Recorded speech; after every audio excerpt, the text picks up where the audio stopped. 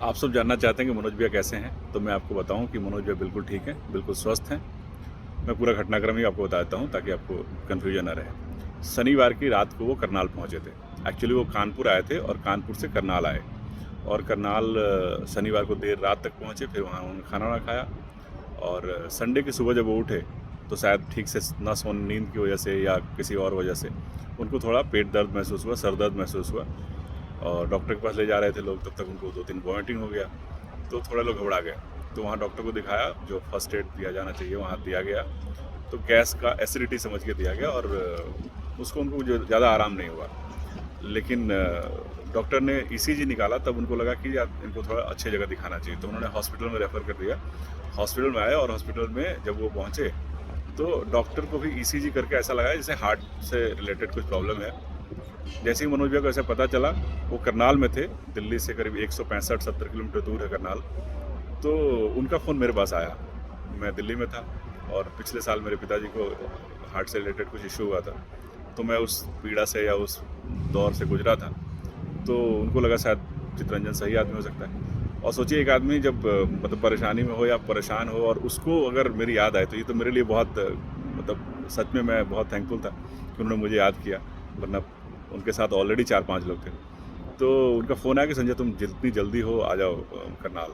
मैंने एड्रेस पूछा कौन से हॉस्पिटल में है, और 12:30 बजे की बात है, और मैं करीब 2:30-3 बजे तक करनाल पहुँचा। दिल्ली से करनाल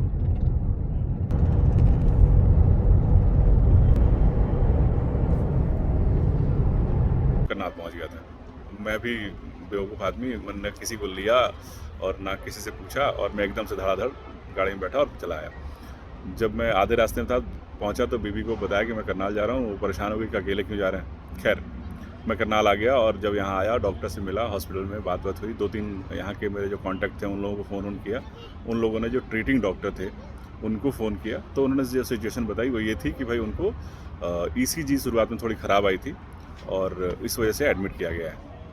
लेकिन फर्स्ट एड देने के बाद और कुछ बहुत सारी दवाइयाँ चली, इंजेक्शन चले, तो वो एकदम नॉर्मल थे। जब मैं उनसे मिला उसके बाद, तो वो ठीक थे। 2-3 घंटे में सब कुछ स्टेबल हो गया और बिल्कुल नॉर्मल हो गया। उन्होंने कहा कि बिल्कुल मैं ऐसा ही फील कर रहा हूँ जैसे मैं 4 दिन पहले फील कर रहा था, तो एकदम स्वस्थ हूँ। बट डॉक्टर ने कहा कि कुछ परेशानी हुई है तो कुछ ना कुछ अंदर होगा, तो क्यों ना सब जांच कर लिया जाए। तो बहुत सारे जांच हुए, बहुत सारे, मतलब ईसीजी को तो हो ही चुका था। उसके बाद उन्होंने एंजियोग्राफी करने का भी प्लान किया, कि एंजियोग्राफी करके, सीएजी बोलते हैं उसको, और सीओजी कार्डियक एंजियोग्राफी टेस्ट, तो वो हुआ। वो शाम के 7 बजे हुआ, और एंजियोग्राफी में सब कुछ क्लियर था। थोड़ा बहुत जो नॉर्मल होता है वैसे सबको होता है, वैसा ही था। उन्होंने कहा कि मेडिकेशन से ठीक हो जाएगा।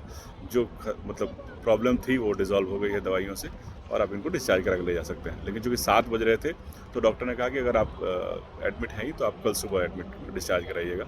और अभी सोमवार की सुबह है, ये 9 बज रहे हैं, 9 साढ़े 9, और अभी 10 साढ़े 10 बजे तक डॉक्टर एक बार आएंगे राउंड पे, एक बार देख लेंगे, मेडिसिन वगैरह लिख देंगे, और उसका तो डिस्चार्ज हो जाएंगे। तो बिल्कुल स्वस्थ हैं, कुशल मंगल हैं, और आपको चिंता करने की कोई ज़रूरत नहीं है, और आप लोग बिल्कुल परेशान नहीं होइए। मुझे पता है वो 1000 किलोमीटर दूर है, अपने 1100-1200 किलोमीटर दूर है अपने घर से, तो इस समय सबको परेशानी हो रही होगी, सबको ये चिंता होगी भाई हम क्या से क्या मदद कर सकते हैं। तो देखिए, 2 चीज़ें हैं इसमें, मदद सिर्फ वही आदमी कर सकता है जिसका सपना हेलीकॉप्टर हो, जो वहाँ से उड़ के आ सके। अगर आपका हेलीकॉप्टर नहीं है तो पहला लाइन कट। दूसरा है, वो आदमी मदद कर सकता है जो डॉक्टर हो, जिसको पता है कि इस सिचुएशन में क्या करना चाहिए। तो अगर आप में से कोई डॉक्टर नहीं है तो वो लाइन भी कट। तो इसलिए आप लोग परेशान न होइए, खामों का पैनिक ना होइए, और उनके घर वालों को भी पैनिक न होने दीजिए। जो भी हो सकता है वो यहाँ हम लोग 5-6 लोग हैं, हम लोग निपटा लेंगे, हम लोग संभाल लेंगे। और ये आपको आश्वस्त करते हैं कि यहाँ से वो अगले 1-2 घंटे में बिल्कुल स्वस्थ होकर निकलेंगे। हम एक नया वीडियो बना के आपको भेजेंगे, और उनसे बात करा के, ठीक है, उनकी वीडियो बना के भेजेंगे। तो आप बिल्कुल निश्चिंत रहिए, कोई घबराने की ज़रूरत नहीं है, ठीक है। मनोज भैया हैं, तो मनोज स्वीट्स में आप जाइए, मिठाई खाइए, उनका सेल बढ़ाइए, ताकि हॉस्पिटल में जो खर्चा वर्चा हुआ है वो दिया जा सके। हालांकि उनका इतना पैसा था, पैसा की कल जब वो ऐसे ही परेशान हो रहे, तो मैंने भी बोला कि मनोज भैया पैसा वैसा आप टेंशन ना लीजिए, इतना पैसा कमा दिया है ना कि कोई दिक्कत नहीं आएगी। तो किसी एक्सपर्ट को भी हायर करना पड़ा ना, वैसे तो इसकी नौबत नहीं है, लेकिन अगर किसी अच्छे डॉक्टर को या यहाँ से दिल्ली लेके जाना पड़े, या दिल्ली से डॉक्टर को बुलाना पड़े, तो भी कोई टेंशन नहीं है। आपने इतना पैसा कमाया और इतने लोग कमाए हैं, सबसे बड़ी बात। आप सोचिए कि वो करनाल में हैं, और उन्होंने मुझे फ़ोन किया, और मैं दिल्ली में अपना सारा काम धाम छोड़ के, और अगले 2 घंटे में मतलब 180 किलोमीटर की डिस्टेंस को मैं 2 सवा 2 घंटे में पूरी करके और मैं उन तक पहुँच गया। तो उन्होंने मुझे तो कमाया ही है ना। तो ऐसे ही ज़िंदगी में कुछ ऐसा कीजिए कि एक फ़ोन पे लोग दौड़े चले आएँ। खामख़ा फ़ोन करके परेशान होने की ज़रूरत नहीं है, ठीक है? आदमी के लिए 2 चीज़ें होती है, एक कि उसको क्या अच्छा लगता है वो किया जाए या उसके लिए क्या ज़रूरी है वो किया जाए। मेरा बेटा स्कूल नहीं जाने का मन करता किसी दिन उसको, तो मैं क्या करूँ? उसको अच्छा तो लगता है कि मैं घर पे वो घर पे रहे, आराम करे, तो मैं वो करने दूँ या उसको एक थप्पड़ कान के नीचे थप्पड़ लगाऊँ और बोलूँ कि नहीं तेरे लिए ज़रूरी है स्कूल जाना, तू ज़रूर स्कूल जा। तो वैसे ही उनके लिए भी ज़रूरी है रेस्ट करना। हॉस्पिटल में आदमी आता है वैसे ही, अगर सर दर्द से भी आप हॉस्पिटल में चले आए ना तब परेशान तो हो ही जाते हैं। तो जब हॉस्पिटल में आदमी आता है तो परेशान हो जाता है। तो उस समय उसको फ़ोन करके और पूछ-पूछ के कि तुमको क्या हुआ है, कैसे हुआ? ये पूछ के उस आदमी को और आप परेशान कर रहे हैं और इससे ज़्यादा कुछ होगा नहीं, आदमी स्वस्थ नहीं होगा। हाँ, जब वो ठीक हो जाए ना तब पूछेंगे, तब वो कहानियाँ सुनाएगा और अगले आदमी करता क्या है, हॉस्पिटल में बीमार 10 दिन रहता है और वो 10 साल तक कहानियाँ सुनाता है कि मैं ऐसे हुआ था, फिर ये बीमार पड़ा था, फिर मैंने खूब लड़ा अपनी ज़िंदगी से और मैंने हिम्मत रखी, ये रखी। तो ये सब लिखेंगे, जीवनियाँ लिखेंगे, वीडियो बनाएँगे बाद में, लेकिन अभी फ़िलहाल पैनिक करने की कोई ज़रूरत नहीं है और वो बिल्कुल स्वस्थ हैं, ठीक है? मैं चितरंजन करनाल से signing out. Bye bye. Thank you.